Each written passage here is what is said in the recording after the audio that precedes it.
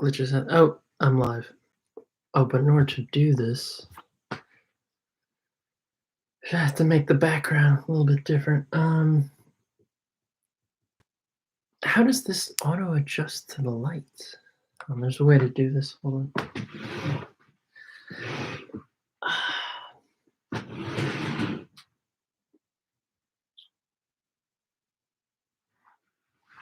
Huh. All right. Well. Okay. That might help a little bit. You know what I mean? It's like whatever you do, it's a well lit room. You know what I mean? It's a well lit room. I mean, just look at the background. It's well lit. So anyway, I'm gonna make this about Dunkin Donuts.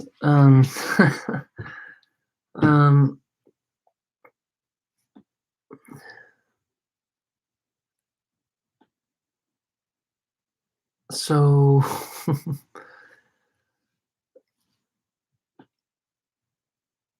well, one, I wanted to talk about Dunkin, Dunkin, Dunkin.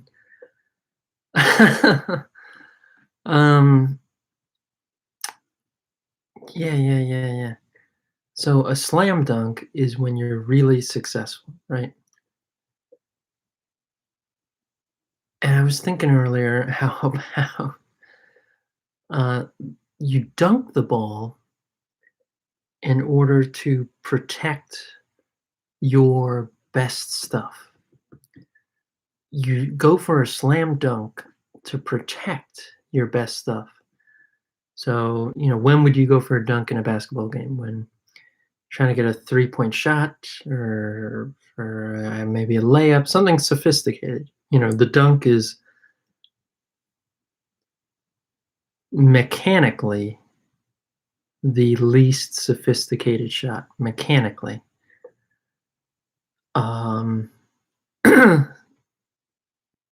Mechanically, everything else is more complicated. And so you can always pull off the more complicated stuff, but you go for the simple route, as I did, vlogging about Dunkin Donuts, because you want to protect that best stuff for later. That's why you do the dunk. Now, then we get to the donut part, which some people could interpret. Well, the donut has to do with the circle, right? Oh, which it's supposed to be Doughnut, I guess. But Dunkin' Donuts is spelled Donut.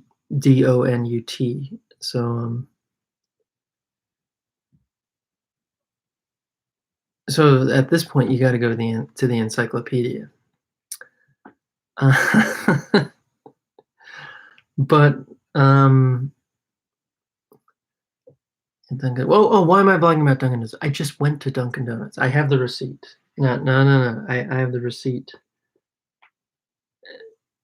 and it's downstairs. But I have the receipt. In fact, I know how much it cost. It was $6.20, and it was on the Capital One card. $6.20 on the Capital One card on September 19th at around 3:15 p.m. So yeah, I just bought Dunkin' Donuts and I ate it all.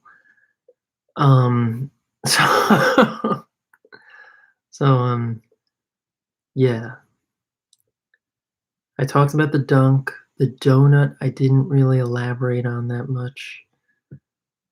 You might say, well, then, isn't that what a donut is? It's not elaborate. It's really small. Sort of minimize the meaning by simplifying the lettering.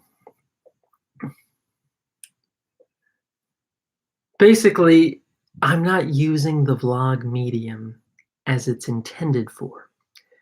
And now I'm learning what happens when you use an instrument that's not for the standard desired intention. That could be like an index, like a scientific index, hard through soft sciences. The standard desired intention Here, this ranks on the scale of 1 to 20, 18 out of 20 on the standard desired intention. And this action here ranks a 4 out of 20 on the standard desired intention. Something like that. This is interesting because I mentioned 420 there. Um, okay, well, I don't know how long to continue this. A long time ago, a friend of mine said like he noticed things with time on the clocks, Like, oh, look at the time on the clock. And I've heard other people say they talk about like calendar dates or numbers. Oh, two numbers together, or I saw these numbers a year ago, etc. And there's nothing wrong with that, obviously. Um, you won't be confined to a mental institution if you talk about the symbolism or symmetry or synchronicity of numbers. But at the same time, like for example, I was saying it was 4:20 as my age 32 came up at 3:32 p.m. I'm 32 years old right now. I did get high earlier today, and I did just eat Dunkin Donuts, and I proved it with the receipt. I proved it with the receipt. I don't have the receipt physically in this video. Oh, yes, I'm using the vlog for something that is not the standard desired intention. Um, so why does anybody get confined to a mental institution? It's a really good question. I took psychology in college or university, Hofstra University. Some people are picky about the word college or university. Some people are very choosy about those words. But anyway, university, I never consider it different from a college. But anyway, um, so yeah. So why does anybody get confined to a mental institution? Well, there's two things. There's confinement. Well, I guess there's a couple things.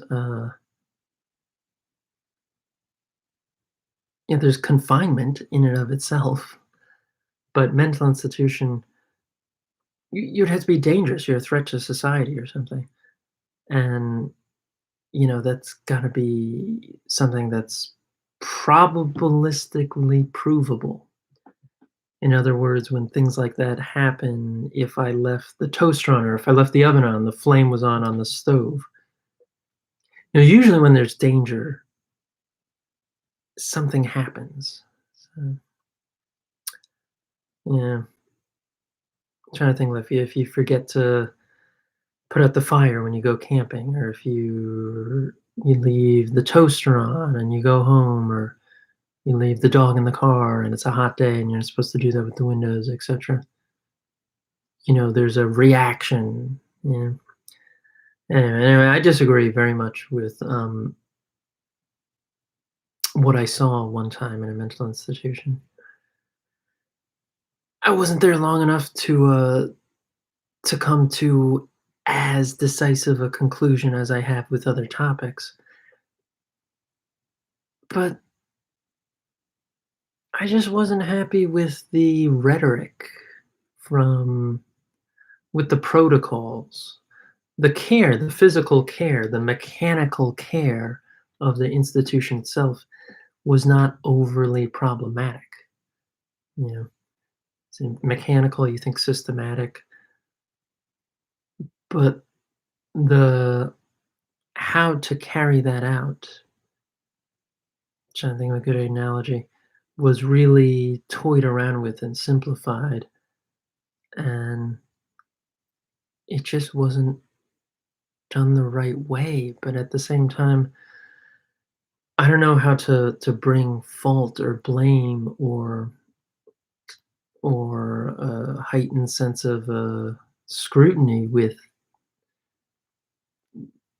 what they do, other than to tie it back to their salary, other than to tie it back to to did they carry out their job as it is in accordance with why they earn a salary. And then you actually get back into healthcare because these places have some sort of funding either privately or publicly as a private institution, or is it funded by taxes? I don't even know because it's not a mainstream topic. In my opinion, it's not a mainstream topic. If you're going to discuss healthcare, it's probably going to be something like a regular hospital. How do you pay for beds, staffing? Somebody say, like, Roberto, those are mundane topics. How to pay for hospitals, the real estate for a hospital, or the nurses, doctors. It shouldn't be. What if doctors are doing things they don't need to be doing? And they need to be unemployed, regardless of their college or university degree. What if they're useless? I got a broken ankle once. I thought the doctors were good human beings. I got a fractured ankle, excuse me. But they didn't really help me with much. I could have bought the crutches on my own. I could have wrapped something around my leg. If you want my honest opinion, my guess is those doctors who treated me, there were like 3 of them. When I had a fractured ankle, like 15 years ago or something, they didn't provide care that's equivalent to their salary. Not even close to it. They seem like nice people, but that's all I have to say on that. Some people say, like, Roberto might be critical, or he has so many criticisms for people, but I don't know what else my purpose would be here if not to speak out about that. Um, well, it would be to do other things, whatever it is. You're at your job, or me, I'm making music, or I'm filling the time in between job and music with pictures and graphic design or whatever. Um, but yeah, so then it gets back to actual, like, the economics. Um, yeah, doctors and nurses. So I think what I'm saying is I saw problems with the mental institution there, and that's based on things I know beyond that, and also specifically taking psychology in university. And I think they fucked up. They didn't have ample reasoning for any of the discussions that took place when I was in the room. And not only that, I was trying to be a nice person. I think they took advantage of me being nice. They said things I thought were fucking ridiculous, but I didn't chime in right away because I respected the uniform of the doctor. And because I was like, "All right, well, I wanna learn, so I'll see what else you have to say. I think what you just said is absolute ludicrous, asinine bullshit, but I wanna understand what your perspective here is." I'll let you keep finishing continuously. Eventually, there were times I stepped in and was like, "Well, hold on, that doesn't make any sense." Or, "Don't you have to prove that in order to come to that conclusion? Are you forgetting that psychology is a science that uses statistics, or whether it's blood samples or they did EKGs, whatever it is, don't you understand you still have to show this data with a number of other people around? It's like a peer review system, both formally and informally. They're having discussions with me informally. So, as you can see, I could go into that, elaborate on the issues there.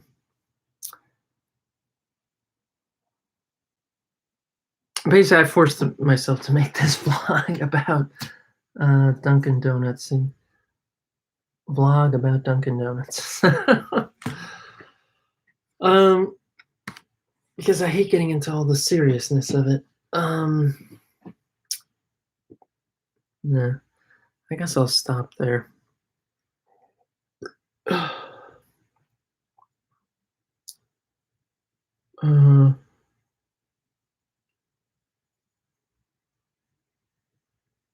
said I didn't want to go to college or university because at the time I thought I had too much acne.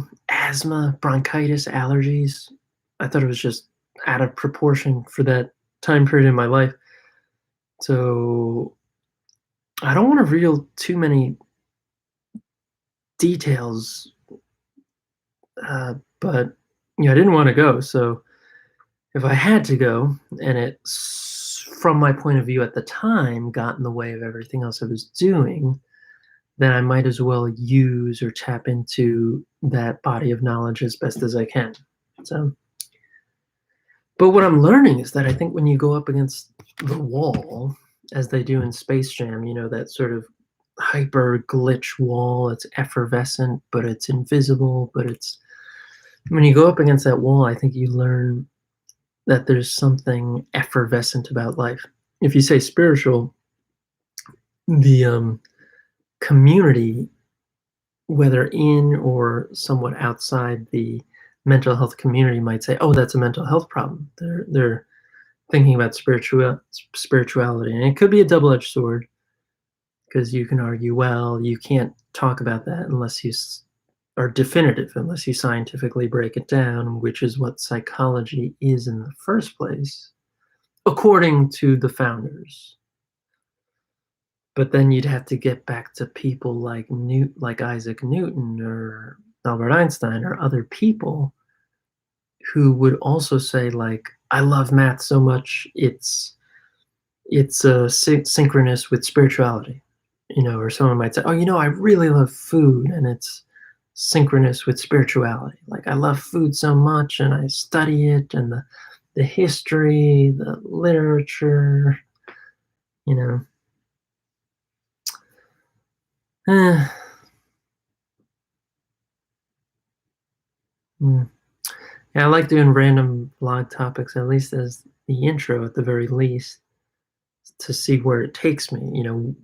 Where can I go from a random starting point? Um, uh, but now, as I'm 32, to be honest, I can't help but think of the Super Nintendo 32-bit system. And so I think about, like, am I at the halfway point in my life? And if I'm at the halfway point in my life, it's like it's no longer the time for vlogging. It's like, for me, if someone's doing a traditional vlog uh, as their main skill set, their champion of focus, whatever it is, that's their main thing. Yeah, I'm using it in a way that's on the undesired purpose for the instrument, the medium vlogging. And so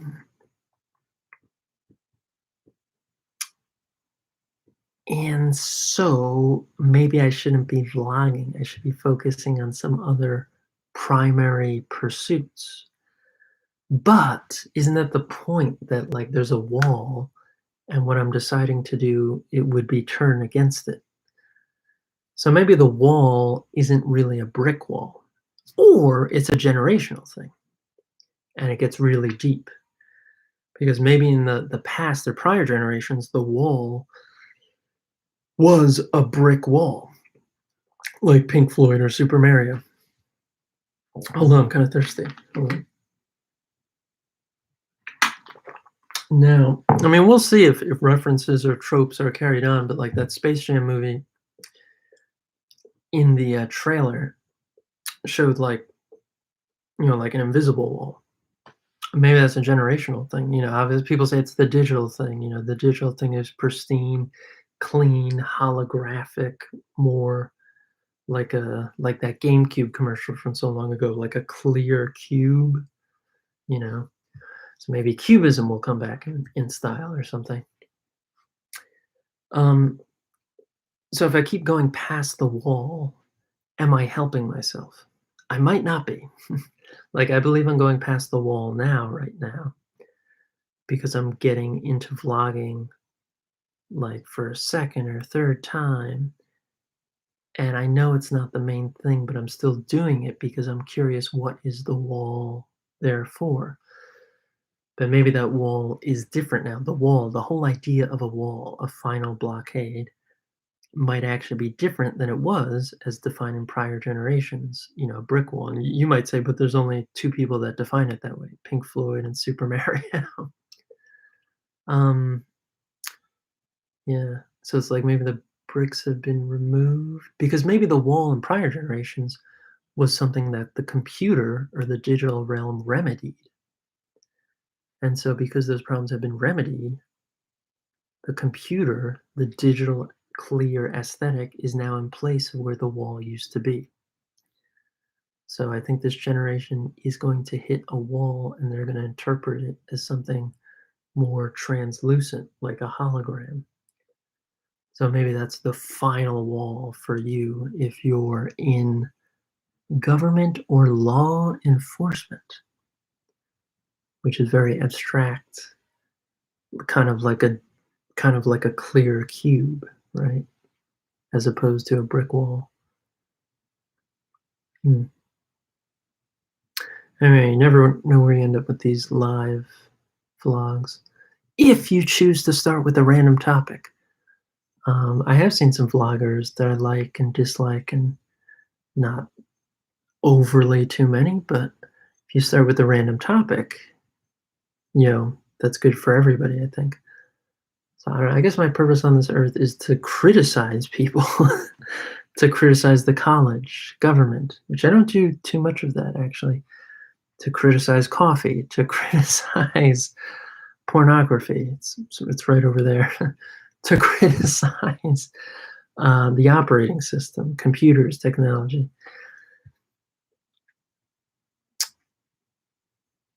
Yeah, well, because if this is where I might as well cut off the vlog topic, but if we're in this with other people, they want to know about what else is going on as well. That gets back to this vlog as a wall. Am I helping people I don't want to help? But that's an awful way to think, actually. That's one of the worst ways to think, in my opinion.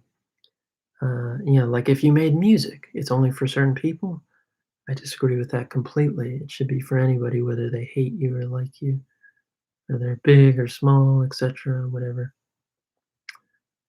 So I guess I'll end on that topic. I kind of hate doing these vlogs because because I'm forcing myself to um to do something that's out of my box. It's not out of my box with public speaking. That's out of my box.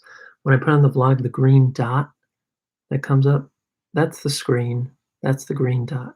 It's just a little bit, so it's always pointing right at you. Yeah, I don't think public speaking is out of my box. It used to be um, teaching in front of people helps grow that plus alleviate it at the same time. Because I always had a yearning for public speaking. So, but yeah, that's true. But now here, this is totally different with the camera. It's completely different. Wow, maybe that's again when I say spiritually, the only thing I can tie it back to is generationally. I think people are going to realize that to use the word generation is to invoke the word spirituality. I might talk about that at a later date, but maybe there's other public speakers who started to feel threatened by those who were starting to catch up to them in terms of skill. Because now the new public speaker is going to have to be someone who's not only good in front of people, which is this, but good in front of people and good in front of people to the point where they stand up for what they just spoke about in the presence of other cameras. So I start with Dunkin' Donuts. I'll end with Dunkin' Donuts. Um, I got back here from Japan, and there's fucking cameras in all the stores. Not all of them, but like 80, 70 to 90% of all the stores I go to, there's like 5 cameras in there. But anyway, that would be a separate vlog topic. So some people say it would have to occur at some point. So I can't even get into that because other people actually might know more about that. Because I don't really know all the behind the scenes reasoning for that, so I actually don't know how to really get into that. Um, yeah. And 25 minutes of vlogging, I'm happy with that. So keep it at that. And end the stream.